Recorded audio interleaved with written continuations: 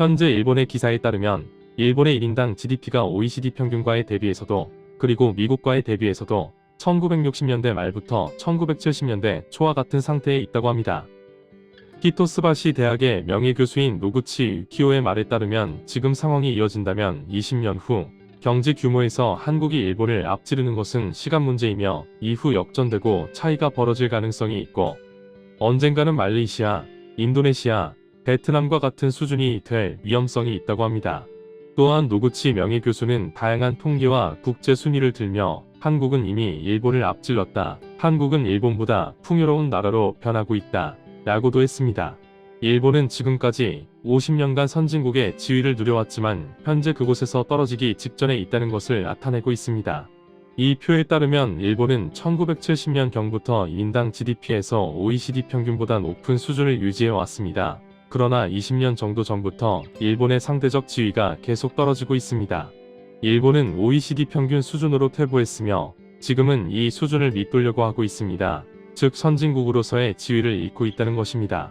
그리고 2010년부터 2020년까지 최근 10년의 1인당 GDP 증가율은 OECD 평균이 1.09배인 반면 일본은 0.89배이며 2000년부터 2020년을 보면 OECD 평균이 1.66배인 반면 일본은 1.03배인 것으로 보아 한결같은 1인당 GDP율 감소를 겪고 있다는 것을 알 수 있습니다.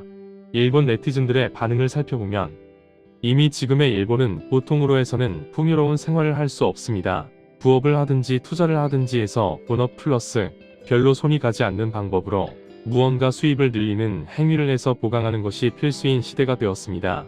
인생의 난이도는 예전보다 훨씬 높아졌어요. 일본의 1인당 GDP 급락은 자민당 정권의 경제정책의 결과야. 자민당이 일본을 목졸라 죽여 가난하게 만들었어. 아베노믹스가 전형이다. 말하자면 금융의 2차원 완화, 물가 상승 목표 연율 2%, 경제가 성장한 후에 서민은 낙수 효과로 부유하게 된다. 자민당다운 거짓말이다. 그 전에 80년대부터의 고용 비정규화에 의한 임금 인하 드라이브가 있다. 결국 자민당은 국민을 잘 살게 하는 정책을 전혀 하고 있지 않았다. 당연히 국민은 정권 교체를 이루어야 한다. 통계 데이터를 보면 분명합니다만 고령화 사회라든지 인구 감소의 문제가 아니고 정부 지출을 늘리지 않았던 긴축 재정의 영향이군요. 일본이 경제 성장하지 않는 원인은 정부 지출을 확대하지 않았다는 것입니다. 이것은 데이터를 기반으로 한 논리적 결과입니다. 그렇죠. 우리나라는 미래 세대에 투자하지 않는 지금의 이 정책을 계속한다면 앞으로 점점 더 가난해질 것입니다. 정치도 경제도 기술도 적당히 젊은 세대에게 내주지 않으면 돌이킬 수 없는 결과에 이르게 되겠죠. 오늘은 현재 일본의 GDP가 어떤 상황에 있는지 알아보았습니다.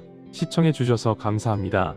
오늘도 좋은 하루가 되시길 바라며 다음에 더 좋은 영상으로 찾아뵙겠습니다. 감사합니다.